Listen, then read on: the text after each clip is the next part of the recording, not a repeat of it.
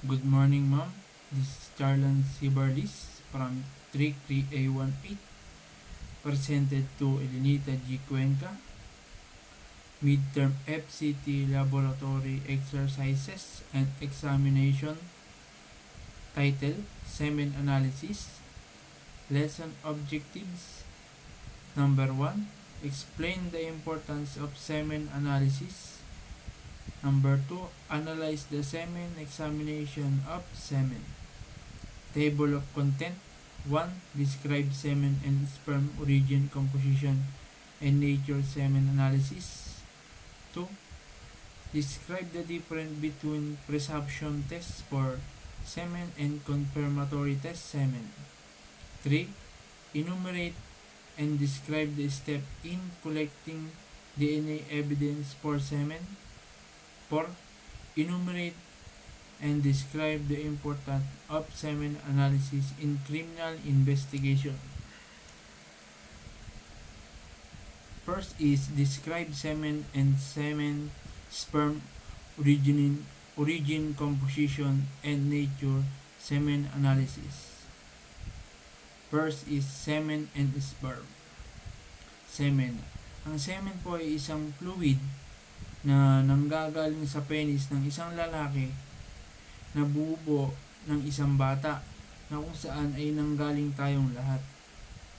At binubuo din ito ng testicles, yung bilog o yung tinatawag naming itlog, and seminal vessel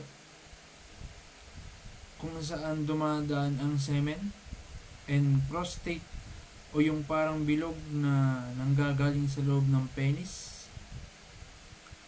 Ayan po ang example ng semen.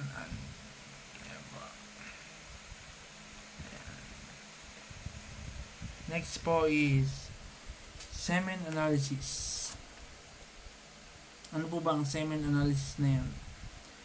Ito ang pag-examine ng semen na pinaniniwalaan ng medico-legal na pinakamagandang evidence in rape cases or sexual assault.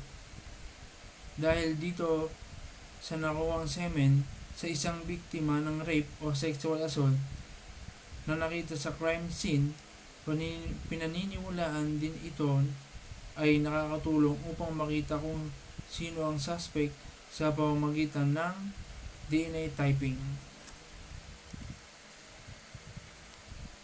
Next po is describe the difference between presumptive tests for semen and confirmatory tests. First is presumption test for semen. Dito naman po tayo sa meron po tayong tinatawag na tatlong tinatawag na test. Una po is visual and alternate light source or ALS. Dito po ay nakikita o nadidetect ang semen with the naked eye o through ultraviolet light. Doon po makikita ang semen na kung saan kung meron po bang semen sa clothes or any clothing ng person. Pangalawa po ay acid phosphatase AP test. Dito po pinapakita kung gaano kadami mag-produce ang isang lalaki ng semen fluid sa pamamagitan ng pag-examine sa laboratories using chemical reaction at body temperature. Pangatlo po ay prostate specific antigen or PSA. Ay maaaring natagpuan ito sa semen. PSA ay nag-produce ng mas mataas by the male prostate gland, ngunit maaari ding matagpuan sa napakaliit na chance sa fecal matter and breast milk ng isang semen. Yan po ang tinatawag na ultraviolet light or ALS, visual and alternative light. And pangalawa po is acid phosphatase AP test. Pangatlo po is prostate specific antigen or PSA. Dito naman po tayo sa confirmatory test. Ito po yung test kung saan ay maaaring makabuo ng isang bata ang semen na kung saan ay nagtagpo ang semen ng lalaki at babae sa pamamagitan ng sex. Makikita rin ang resulta dito within 2 months or above.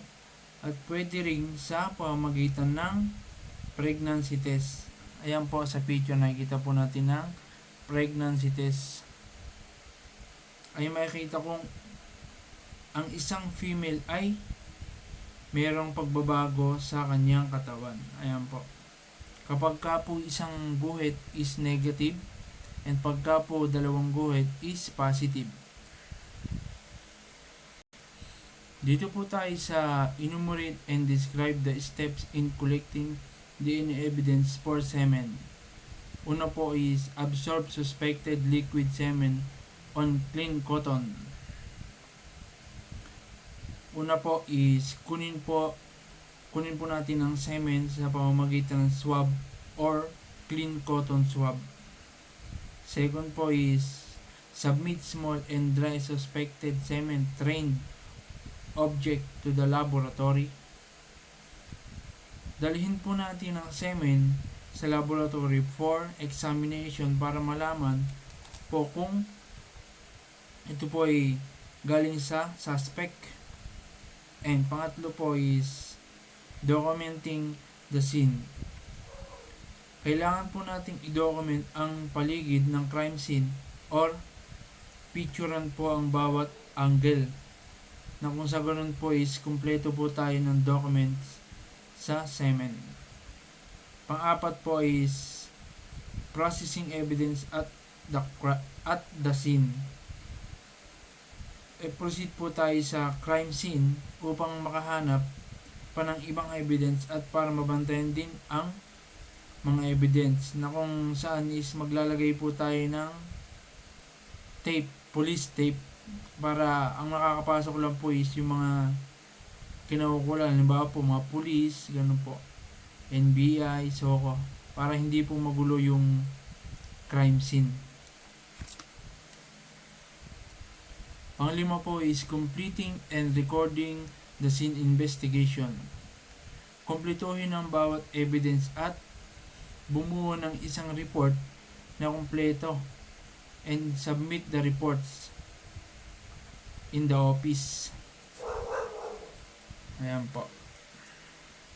Dito po tayo sa last.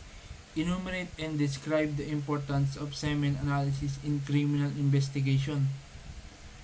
Bakit po ba mahalaga ang semen analysis sa criminal investigation? Importante po ang isang semen analysis sa criminal investigation dahil ito po ang nagtuturo at nagsasabi kung sino ang suspect sa isang crime scene na tulong ng pag-collect sa semen at proceeding to the laboratory to examine the evidence semen. And yan po ang nagtatapos ng aking presentation.